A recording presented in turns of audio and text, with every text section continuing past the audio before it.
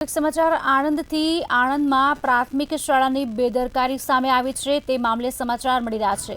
આણંદ પ્રાથમિક શાળા બેદરકારીના મામલે આ સમાચાર મળી રહ્યા છે।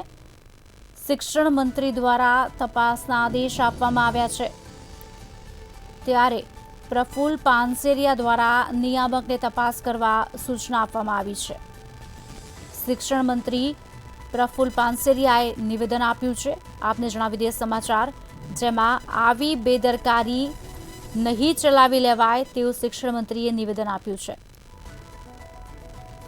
શાળામાં પ્રાઇવેટ વાહનોમાં વિદ્યાર્થીઓને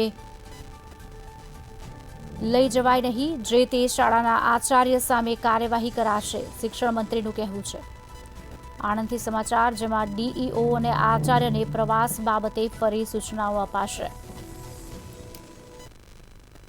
કઈ રીતે સૂચનો, કઈ રીતે તપાસ? આણંદની ઘટના એ દુર્ઘટના પહેલા પાણી આવે પહેલા પાળ બાંધવાનું રેડ સિગ્નલ છે। સરકાર દ્વારા અને શિક્ષણમાંથી પ્રવાસની તમામ પ્રકારની ગાઈડલાઇન્સ આપણે જાહેર કરી ચૂક્યા છે। તમામ જિલ્લા શિક્ષણ અધિકારી અને તમામ શાળા સુધી આ ગાઈડલાઇન્સ પહોંચી છે।